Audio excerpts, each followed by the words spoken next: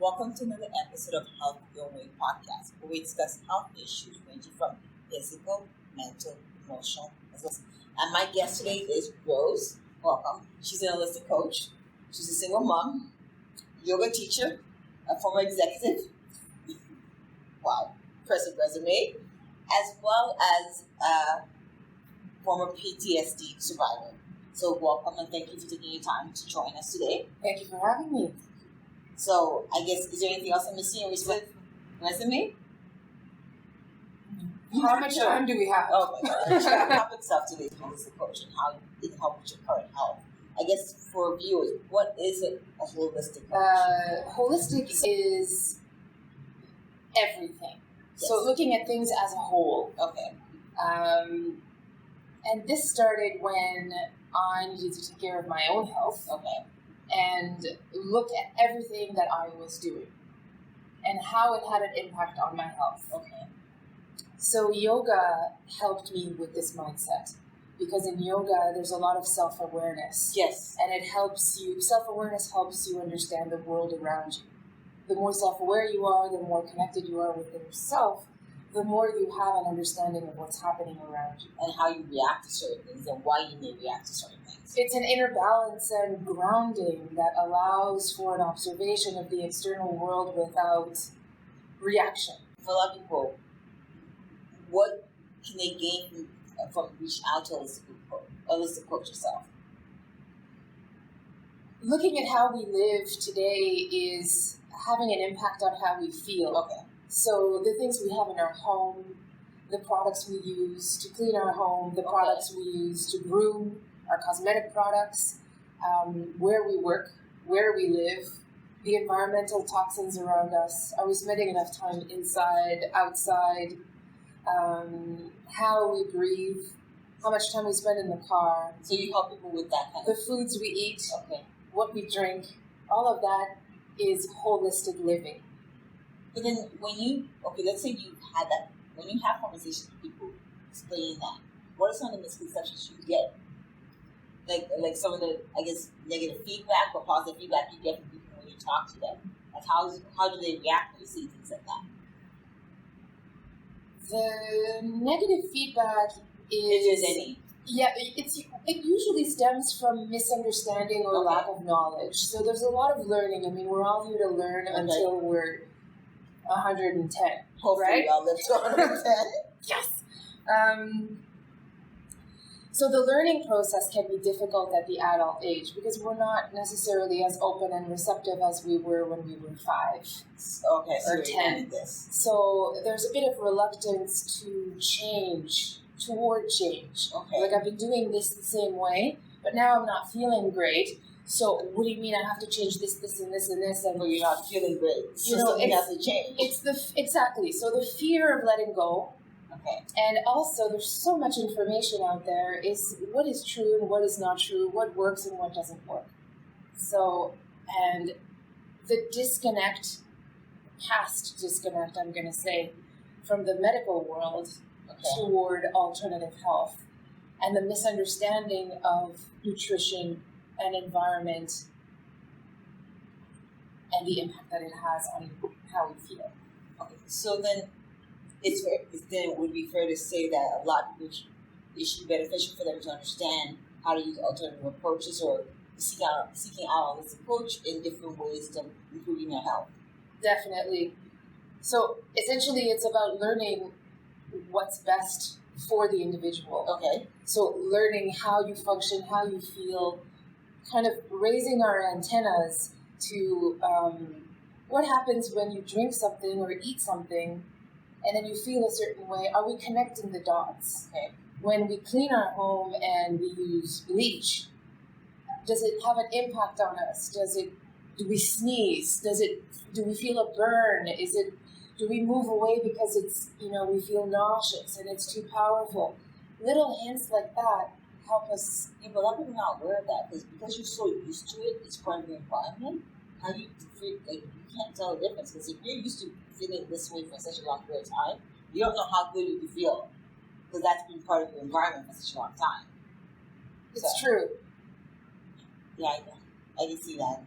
I think that's why you're right when you say it is good for people to get educated in respect to what alternative ways and how to live a different path, because you never know if your current living style, the way you live, is not the best for you. Is that fair to say? Yes. So, for example, someone posted a few months ago, I'm suffering from depression, and depression is really kicking in for me tonight, everybody, and wow, this is it. And I'm just going to, stay home and cuddle with my blankets. And the photo posted, and that's fine. If you're feeling down, honor that and embrace that and dive into that. But the photo posted with this explanation was a huge bag of chips. I'm sorry. So everyone is like, I'm so sorry you're feeling this way, and this is, I hope you feel better soon. And I'm the one coming in with like, listen, the chips are contributing to your depression. And no one answers me, no one likes my comments, and I'm like, hey, one day I'm going to get through because those chips. And yes, sometimes it's okay.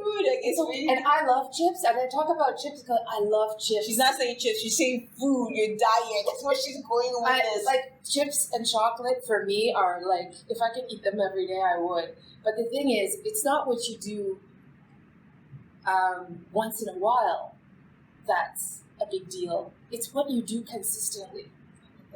And what kind of chips? Are they like the... No, it's not chips. It's food. It's the way you eat your food. Yeah, so we should talk about food. We shouldn't talk about chips. But I'm just saying that right there, there's a complete discount. Because it affects your mood. That's in summary, that's what she's saying. It's not chips. It's in summary what you're saying. I don't want to demonize chips. Please. Because I love chips. Because I don't want to get messages going in. You ruined chips for me. Yeah, no. Chips are boss. But I mean, you can't eat them every day. And when you're shopping on a regular basis, it shouldn't be on your grocery list, is what I'm saying. Especially if you're having something that you want to heal. If you want to have, if you're going on a healing program or you're trying to change your metabolism, then there are things that you need to eliminate. For now. Yeah. Okay. And then we can, I guess then a lot of people are like, okay, so what are your suggestions on small steps on how people make changes to their lifestyle to move forward to more of an alternative approach to health or a holistic approach to health? Taking account of what's happening in the kitchen is a big one. Yes. So I've been hired to do kitchen assessments. Really? Where people invite me into their kitchen, and some clients are great, and they have everything laid out for me on the counter. And I filter it. So this is amazing, and this needs to go. And some things, it's like, 250 milliliter container of coconut oil that has gone completely rancid and has been there for years and never been used. I'm like, hey, you need coconut oil, but you're not going to use this one. I've had this, I don't even know how long I've had this. Well, okay, well, we're not, like, what's going on in the kitchen? How are we keeping things? How are we storing things? What do we have accessible when we have that mood or that craving? So you're basically saying a lot of things, even with the holistic approach, a lot of them comes in what do you put in your mouth? What do you put in your body to help make your body feel good? We nourish ourselves every day.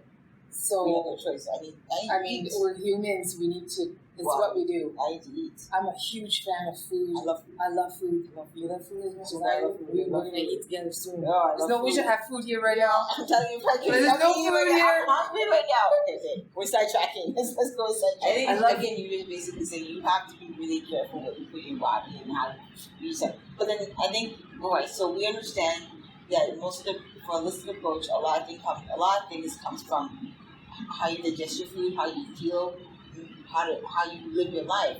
So for viewers, what are some of the things that you've done to incorporate in your life that's helped you? So holistic living is from the time you wake up to the time you go to bed. So it's everything. Excuse me. Your routine, your sleep, the products that you use in your home. It can even go as far as vitamin supplements. So if you're going on a health journey, then you need to make sure that you're taking the fabrics So you're wearing. You're basically... Some people are allergic to the fabrics they're wearing and they're not even aware of it. Or they'll go to the store and they'll buy something and wear it right away, not aware that the store sprays clothes and they could be allergic to that. So there's, residues and microscopic things that are happening 24/7. We are a molecular biology machine. Everything's happening on a micro level. But then what have you done? What have I done? Yes. So in the beginning, the most drastic thing that I've done, first of all, it was an elimination process. Okay. What did I need to remove? Okay.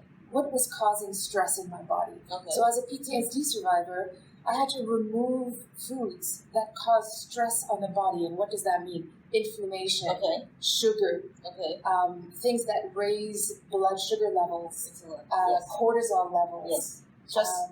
So cortisol equal is a hormone for stress. Yes. So fight or flight versus rest or digest. We have two modes. So how would I become more balanced in the rest or digest?